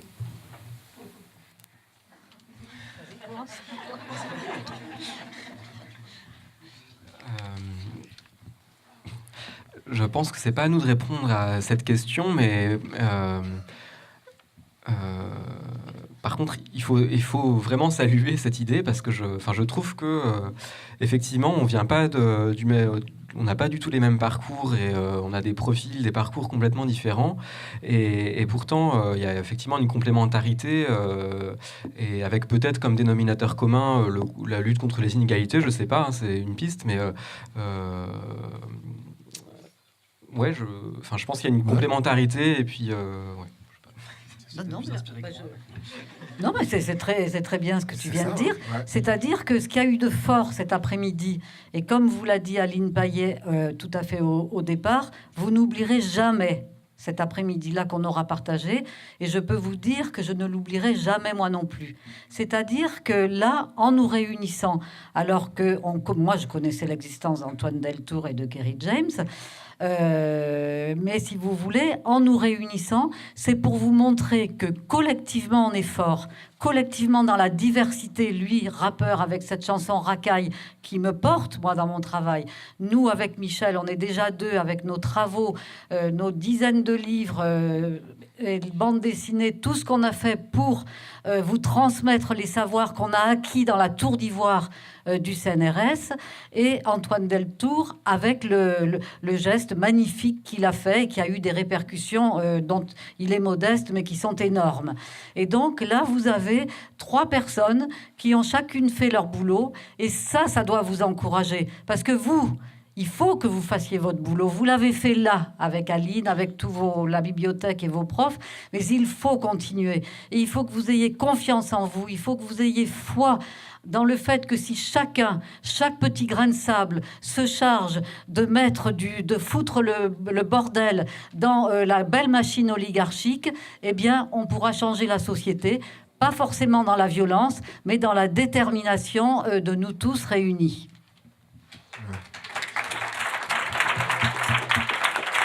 Rien à ajouter après ça. J'aimerais Milos au micro.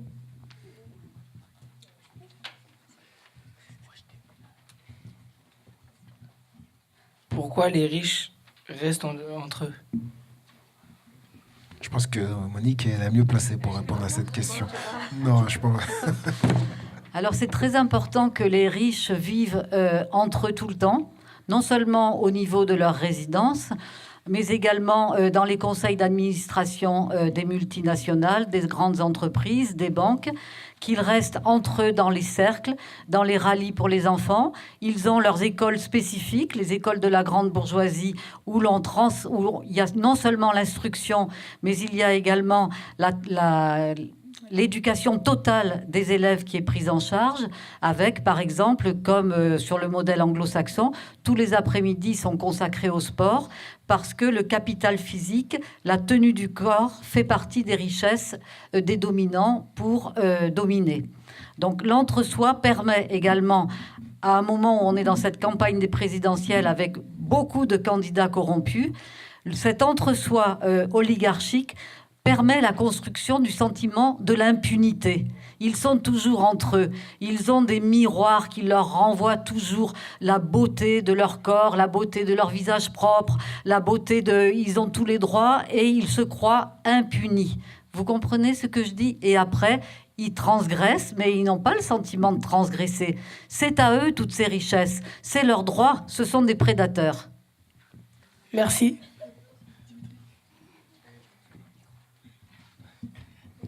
J'aimerais avoir Marouane au micro. Avez-vous des amis dans chaque classe sociale?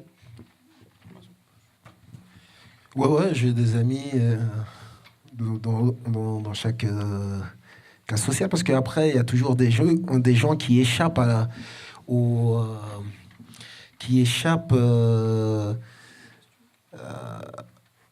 à ce qu'ils sont censés devenir, quoi. Et donc, on a des... Enfin, il n'y a pas un seul pauvre, il n'y a pas un seul riche. Il y a quand même des gens qui échappent à leurs conditions sociales et ce qui rend possible les amitiés entre des gens de différentes classes. Alors, je ne dirais pas tout à fait les choses comme toi, Kéry, mais parce qu'on ne peut pas échapper à sa classe sociale. Par contre, ce qui est... moi aussi, j'ai des amis dans absolument toutes les classes sociales, y compris encore quelques-uns qui se comptent sur les doigts d'une petite main, chez les plus riches. Parce que, si vous voulez, je pense que l'humour, la réflexion, la dérision sur soi, l'humour avec soi-même, l'humanité qu'on peut dégager, c'est quelque chose qui est très important. Et on peut être quelqu'un de mon milieu de gauche engagé et être avec une construction que je dirais un peu fasciste, un peu clivante, un peu pas sympa. Et au contraire, on peut trouver chez les plus modestes ou chez les riches des gens qui seront intéressants du point de vue de leur humanité. Ça compte aussi l'émotion, le recul, la réflexion, la capacité de se remettre en question. J'ai quelques amis pauvres et quelques amis riches, mais après c'est vrai que je pense que la plupart de mon entourage me ressemble et je vis ça de manière un peu coupable. C'est vrai que c'est une grande richesse de connaître une grande diversité de l'humanité, et par rapport à ça, je pense que il y a différentes activités que vous pouvez pratiquer pour développer cette richesse humaine, quoi, et par la culture. Moi je fais de la musique et c'est un des lieux où je rencontre des gens vraiment très différents de ce que je suis, et ma compagne qui a une compagnie de théâtre, et c'est un lieu vraiment extraordinaire pour rencontrer des gens, parce que voilà, dans une troupe d'impro, il y a vraiment n'importe qui peut en faire, et il n'y a pas besoin d'un bagage ou quoi, et c'est extrêmement riche, quoi. Qu'est-ce que tu fais comme musique?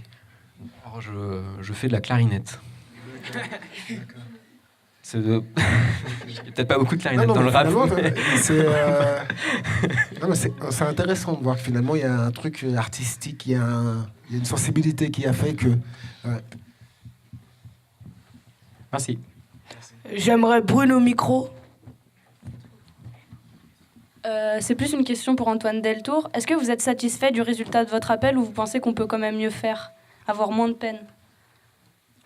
Alors, pour moi, le résultat, c'est vraiment pas du tout ma peine. Je peux répondre là-dessus. Effectivement, le jugement, la cour d'appel qui a été prononcé la semaine dernière, je l'ai lu il y a quelques jours, et il n'est pas cohérent. C'est-à-dire que je suis acquitté pour la violation de secret professionnel, mais je suis quand même condamné pour vol. Mais il y a, sur le plan de la logique, ça se tient pas. J'ai vraiment lu les choses de manière détaillée. Ça pose vraiment un problème logique, quoi. Donc, si on appliquait le droit européen tel qu'il existe déjà, je devrais être acquitté, j'en suis convaincu. Après, ça ne veut pas dire que je vais continuer le combat, parce que ça coûte très cher, ça dure très longtemps, mais voilà, ça, j'en suis persuadé. Après, la question, c'est être satisfait ou pas, c'est surtout par rapport aux répercussions pour la société, quoi. Et là... pour moi, les quelques mesures qui ont été prises suite au scandale LuxLeaks sont inespérées, parce que je ne pensais pas que ça allait avoir un tel impact. Mais c'est loin d'être suffisant. Là, moi, actuellement, j'ai le sentiment que un certain nombre de responsables politiques ont caché la poussière sous le tapis, ont essayé d'afficher une forme de responsabilité en disant ah oui, il y a un scandale, on ne savait pas. Alors c'est complètement hypocrite, mais voilà. Et donc ils ont affiché, ils ont décidé de quelques mesures pour changer les choses, mais c'est très très loin d'être suffisant pour vraiment atteindre une fiscalité plus juste.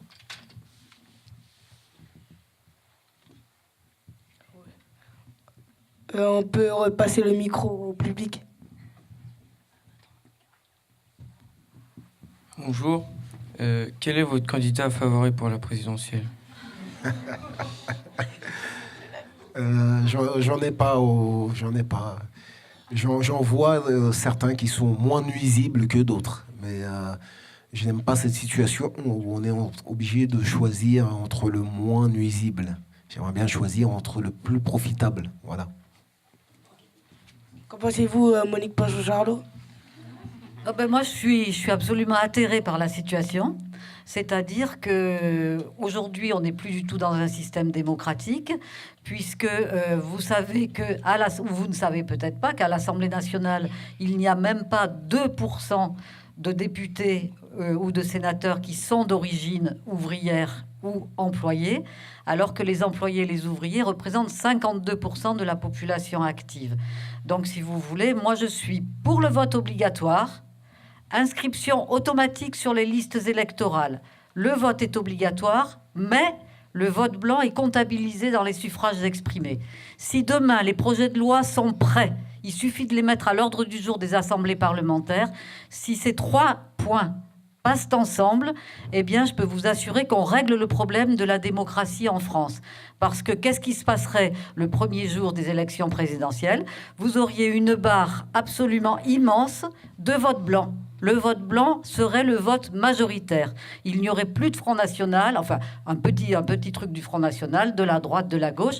Le vote majoritaire sera le vote blanc, le vote qui illégitime les élus tels qu'ils sont aujourd'hui, qui font carrière en politique et qui nous volent notre parole. Et alors, s'il était obligatoire, mais celui qui ne voterait pas? Il n'y aurait pas de sanction. On s'en fout. On s'en fout, mais il serait obligatoire. Et vous en pensez quoi, Antoine? Je fais partie des gens indécis et bon, j'ai quand même des convictions très fortes et je veux bien répondre à la question, mais hors caméra. Et Mike, j'ai une question pour Antoine Deltour. Est-ce que en fait là, vous regrettez ce que vous avez fait en fait? Parce que finalement, ça n'a rien changé dans la société et au final, c'est vous qui êtes condamné. C'est pas la société, c'est vous. Ouais, alors c'est l'impression que ça peut donner de loin. Après, si on prend le temps d'aller regarder un peu la technique, la politique européenne, ça a un peu fait bouger les choses. Alors, en gros, les décisions fiscales anticipées que j'ai rendues publiques, auparavant, ça se faisait dans le secret d'une administration fiscale. C'est-à-dire que tout ce qui se passait au Luxembourg, ça se passait entre les multinationales et le Luxembourg et personne d'autre était au courant. Maintenant, par exemple, l'administration fiscale française sait ce qui se passe au Luxembourg, sait ce qui se passe aux Pays-Bas. Donc déjà, ça change un peu les choses parce que les pays qui ont un manque à gagner peuvent contester certains des accords fiscaux des autres États membres. Donc ça, c'est effectivement, ça paraît être un détail, mais ça a quand même un peu changé les choses. Et surtout, ça a mis la pression sur les responsables politiques. C'est-à-dire que là, à partir du moment où des journalistes se sont intéressés à l'affaire, il y a une pression de l'opinion très forte qui ont tous pointé du doigt vers le Luxembourg, vers Bruxelles et vers aussi les autres États membres, comme les Pays-Bas, comme Malte, etc., en disant on a un problème avec la fiscalité des grandes entreprises en Europe. Et ça méritait de faire ce que j'ai fait. Après, c'est sûr qu'on peut considérer que ça n'a pas beaucoup changé les choses et qu'il faudrait bien plus, je suis d'accord, mais moi, très régulièrement, on me dit que ce que j'ai fait était bien et qu'il faut encourager d'autres lanceurs d'alerte, quoi.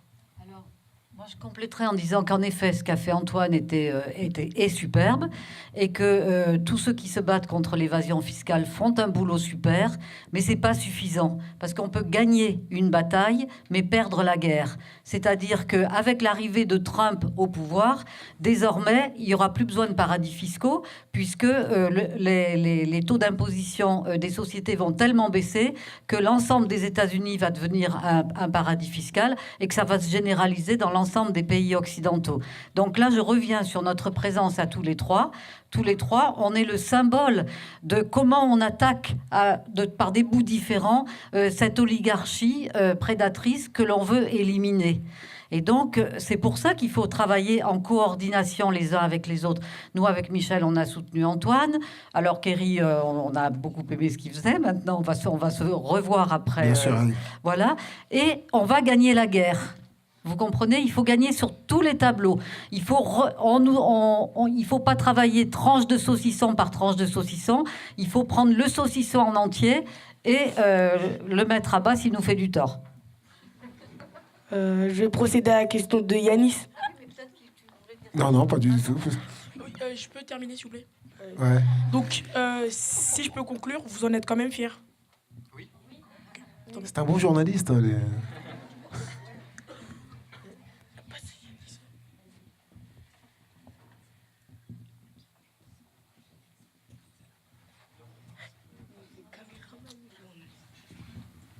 Ça, c'est pour Kerry James, en fait. Est-ce que vous avez fait une chanson en 2001, c'est « Il n'y a pas de couleur pour pleurer », je crois. Et est-ce que vous trouvez que les choses, elles ont changé ou pas? Non, malheureusement, je pense que les choses se sont empirées et que la situation se dégrade en France. Mais bon, quand je viens ici, j'ai de nouveau de l'espoir, ce qui va me permettre de me battre encore quelques temps. Voilà. Merci à vous. Non, c'est pas le moment de la conclusion. Non. Allez.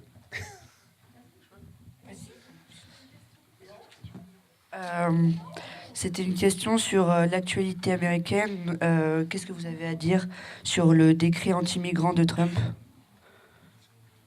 C'est lamentable. C'est scandaleux. C'est scandaleux et lamentable. Ah ouais, c'est bon d'être trois. Moi, j'avais une question pour Kerry James. vous avez fait une chanson avec... Je sais pas où il est. Ah, excuse-moi.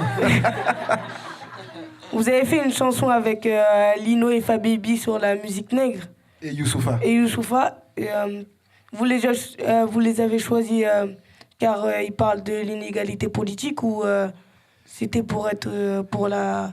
Je les ai choisis parce que déjà c'est des bons rappeurs avec qui je m'entends bien et puis ils font partie des rappeurs qui disent encore des choses dans leur musique. Voilà. Quand on écoute leurs textes poussent encore à la réflexion. Voilà pourquoi je les ai choisis. Merci.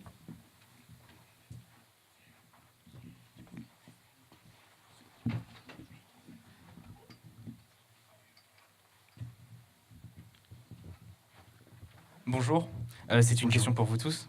Kerry James, vous avez fait une chanson où vous disiez que les médias essayaient d'attiser la haine entre les gens. Qu'est-ce que vous en pensez ?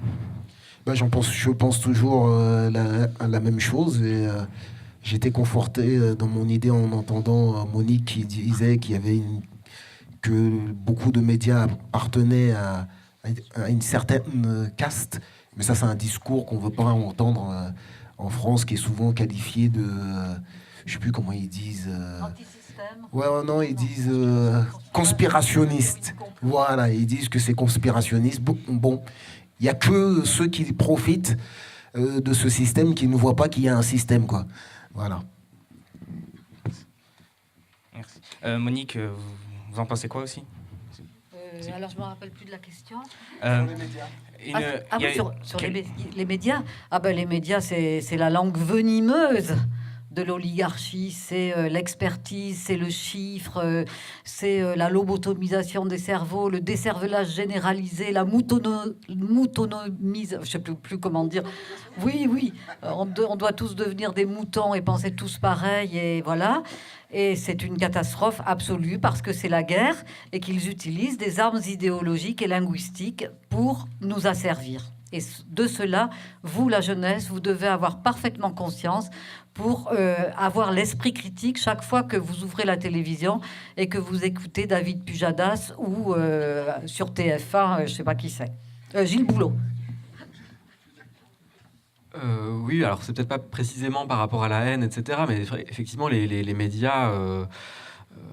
ont une responsabilité, mais c'est aussi celle des consommateurs des médias, parce qu'au final, les médias, c'est des boîtes comme des autres, alors peut-être pas tout à fait, mais qui aussi servent la soupe que les gens ont envie d'avoir, quoi. Alors si on bouffe de la merde chez McDo, alors je vais peut-être arrêter de faire la pub contre... Voilà, si on veut des meubles pas solides de chez Ikea, voilà, c'est pour ça qu'Ikea en vend, quoi. Vend des meubles pas solides, c'est parce qu'il y a des gens pour en acheter. C'est un peu pareil pour les médias, et là, quelque part, il faut aussi se questionner sur sa manière de s'informer, quoi. Et moi, c'était une des questions que j'avais pour Monique Pinson-Charlot, parce que ça me paraît essentiel de faire attention et à défaut de trouver peut-être des médias indépendants, et pourtant il y en a quand même quelques-uns, faut en tout cas avoir un regard extrêmement critique quand on s'informe auprès de médias de masse qui sont extrêmement critiquables de par leurs orientations idéologiques. Merci de vos réponses. Merci à vous. J'aimerais la question de Mila. Attendez, Kerry James, vous devez nous quitter. Ouais, voilà. Mais je vais partir à 2h15 déjà. Hein? Vous avez une dernière question? Ouais. Ouais, je voudrais. J'aimerais bien rester jusqu'au bout.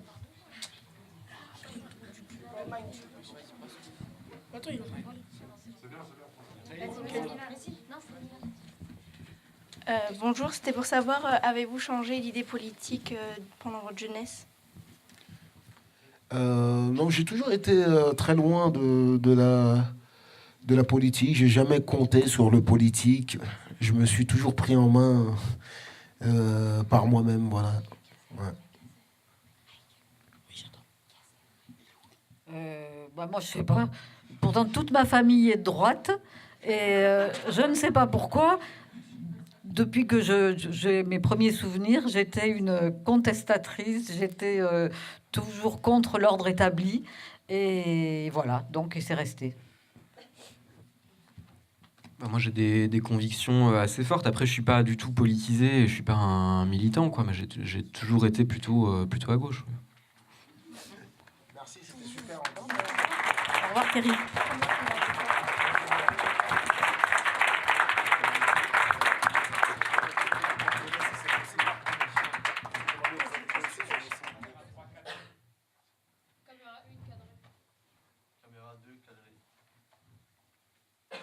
Action.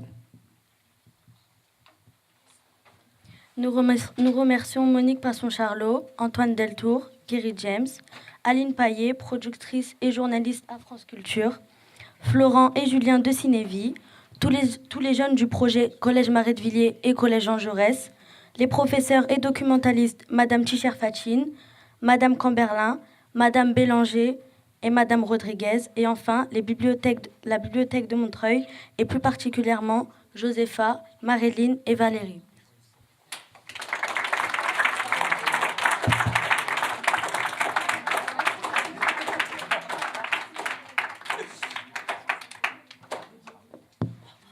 Merci à tous d'avoir participé. Nous nous retrouverons le vendredi 19 mai pour la soirée ado et pour la première diffusion de « Et moi, qu'est-ce que j'en pense ?» Puis, nous augurerons le travail de Aline Paillet, artiste de domicile. À résidence. Mais c'était presque mon domicile, tu as raison, parce que j'étais beaucoup là. Alors, à moi de conclure peut-être cet atelier, et moi, qu'est-ce que j'en pense? On vous voit arriver en début d'année, c'est bruyant, on se teste les uns les autres, j'ai le trac, vous aussi. Et puis là, je vous vois, je vous écoute, et comme chaque année, je vous remercie d'y être allé à fond, de vous avoir fait confiance, de nous avoir fait confiance. Alors, je voudrais dire juste 2-3 choses qui m'ont inspiré cet échange magnifique avec les invités. Et personne n'a été à se méfier, etc. Tout le monde y est allé à fond. C'était un vrai débat, comme on n'en a jamais dans les vrais médias. Donc, bravo. Je voudrais dire que n'oubliez pas, on en a parlé, que la liberté, ça se prend. On vous la donnera pas. Que l'autonomie, ça se construit patiemment pour être autonome, mais vigoureusement. Mais aussi, comme disait un poète, et fréquentez les poètes, ils vous aideront à être moins malheureux, à être plus courageux. René Char disait, la dignité d'un homme seul, ça ne s'aperçoit pas. La dignité de 1000 hommes a l'allure d'un combat. C'est vrai que être libre, autonome, se faire respecter dans sa dignité, c'est un combat. Et c'est un combat qu'on ne peut réussir souvent que collectivement. Alors on a dit homme, n'oubliez pas qu'il y a femme derrière, il faudrait dire humain. Hein, les filles, n'oubliez pas ça. Mais vous ne l'avez pas oublié, je le sais, et je vous ai vu tout à l'heure. Et enfin, la dernière chose pour conclure, qu'il ne faut pas oublier, au cœur du combat, et c'est un révolutionnaire armé qui vous le dit, c'est le sous-commandant Marcos qui a fait une révolution armée et qui est toujours armé dans l'armée de libération nationale au Chiapas, au Mexique. Ça fait 22 ans qu'ils construisent leur autonomie, cet autre monde dont parlaient tout à l'heure nos invités à construire, après avoir destitué celui-ci qui ne nous convient pas, qui ne nous aime pas et qui nous fait la guerre. Eh bien, il disait, il faut une sacrée dose de tendresse pour se réveiller chaque matin avec tant de nuits dessus, pour se mettre à marcher tous les matins avec tout ce qui s'y oppose. Et je sais que beaucoup de choses s'opposent à vous, depuis que vous êtes nés parfois pour certains. Beaucoup de nuits sont sur nos destins, et les vôtres en particulier, pour certains plus que d'autres. Alors, ayez du courage, menez les combats, mais n'oubliez pas la tendresse. Je vous adore, je suis heureuse d'avoir été avec vous. Merci à tous. Je ne vous oublierai pas.